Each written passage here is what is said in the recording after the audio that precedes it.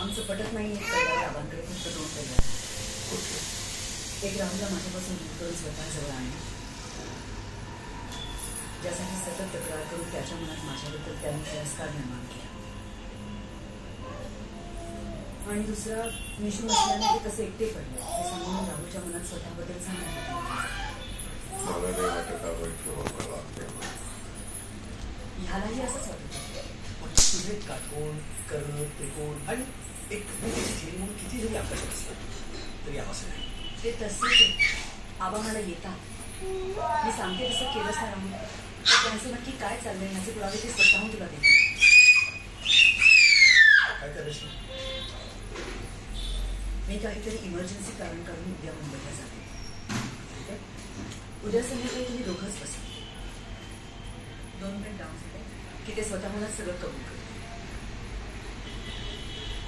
म्हणजे आता तुझं असं म्हणणं आहे की मी माझ्या वडिलांना दारू पाजून त्यांच्याशी खोटं बोलून त्यांच्याकडनं सगळे पुरावे काढून घ्यायचे. तुला काहीच करायचं नाही, तुला फक्त ऐकून घ्यायचं. तुम्ही बसलात ना की लगेच ते माझ्याबद्दल बोलणार नाही. पण दुसऱ्या काही नंतर मुळात बायकाच कशा डेंजर हे सांगते. मग अलगद विषय माझ्यावर आणि मग माझ्यामुळे तुझा आणि त्यांचा कसा छळ होतो हे सांग. तुझ्या मनात स्वतःबद्दल सहानुभूती निर्माण कर.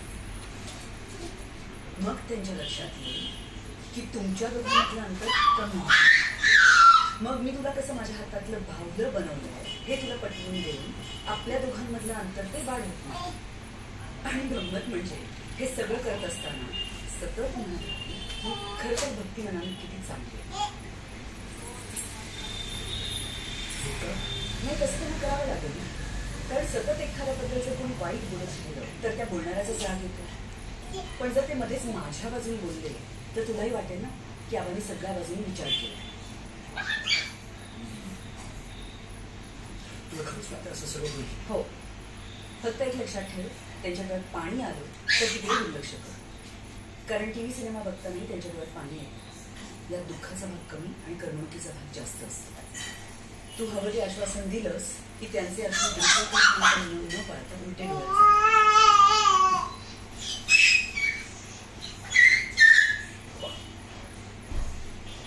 पण हे सकाळी होणार नाही.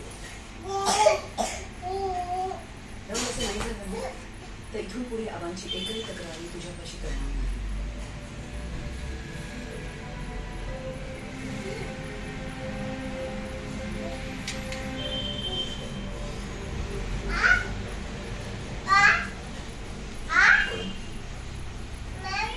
या मला झालं सगळं. नाही ना, आपण तर हुशारी नाही आणि ती वेळच येऊ दिली. एक मिनिट. मी हिला असं म्हणतो की आबांनी जरी मला तुझ्याबद्दल काही सांगितलं तरी जोपर्यंत माझा तुझ्यावर